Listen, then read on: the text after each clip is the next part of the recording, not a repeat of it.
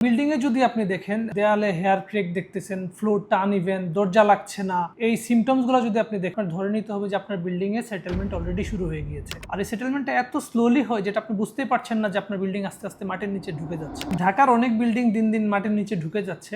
আর সবচেয়ে ভয়ঙ্কর ব্যাপার কি জানেন, আপনি এটা এখনো বুঝতেই পারছেন না। আমরা যখন একটা বিল্ডিং দেখি আমরা শুধু এর উপরের অংশটাই দেখি, কিন্তু একজন ইঞ্জিনিয়ারের কাছে মাটির নিচের গল্পটাই আসল।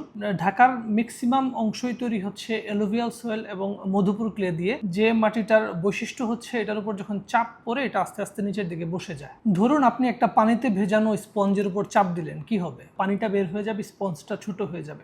ক্লে সোয়েলের ক্যারেক্টারিস্টিক্সটা এরকমই। এটাকেই বলে সয়েল কনসলিডেশন।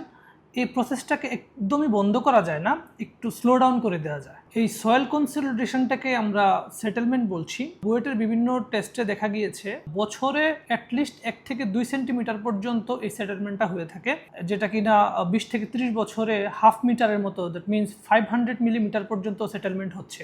আর এই সেটেলমেন্টটা এত স্লোলি হয় যেটা আপনি বুঝতেই পারছেন না যে আপনার বিল্ডিং আস্তে আস্তে মাটির নিচে ঢুকে যাচ্ছে। আমরা জানি ঢাকার অনেক এলাকায় ছিল আগে জলাভূমি, এগুলা পরে স্যান্ড ফিলিং করে এখন বিল্ডিং করা হচ্ছে।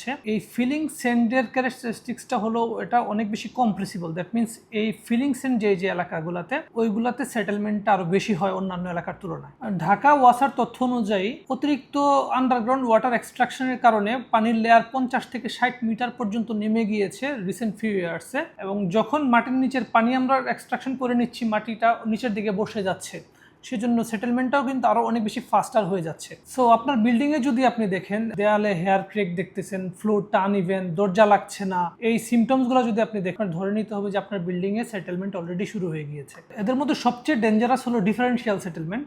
ডিফারেন্সিয়াল সেটেলমেন্টটা হচ্ছে আপনার বিল্ডিং এর একদিক যখন বসে যায় অন্য দিক বসতেছে না, তখন স্ট্রাকচারের উপর এক ধরনের স্ট্রেস পড়ে। এই স্ট্রেসের কারণে বড় ধরনের ক্রেক চলে আসে। কোনো ক্ষেত্রে বিল্ডিং একদিকে টিল পর্যন্ত হয়ে যেতে পারে। আমরা যে অনেক সময় দেখেছি বিল্ডিং এক সাইডে কাত হয়ে গিয়েছে, এক সাইড বসে গিয়েছে। এই প্রত্যেকটা জিনিসই হচ্ছে ডিফারেন্সিয়াল সেটেলমেন্টের কারণে হচ্ছে। সয়েল সেটেলমেন্ট একটা ন্যাচারাল ফেনোমেনন, এটাকে আমরা স্টপ করতে পারবো না। তাহলে আমরা কি করতে পারি? আমরা যেটা করতে পারি, কিন্তু বিল্ডিং করার আগে প্রপার জিওটেকনিক্যাল ইনভেস্টিগেশন করা লাগবে, যেটাকে আমরা সয়েল টেস্ট বলছি।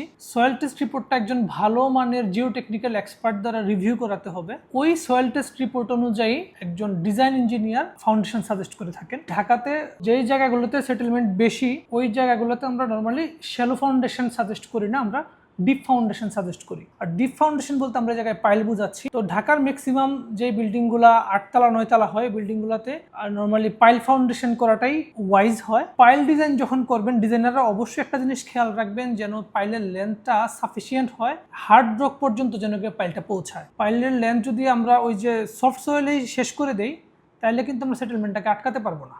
আমরা হার্ড লেয়ারে গেলেই ওই সেটেলমেন্টটাকে অনেকাংশে কমিয়ে আনা সম্ভব। পাইল করার ক্ষেত্রে আমাদের দেশে অনেক ধরনের ভুল হয়ে থাকে, কিছু কমন মিস্টেক্স হয় যেগুলো আসলে আমরা ওভারকাম করতে পারি খুব সহজেই।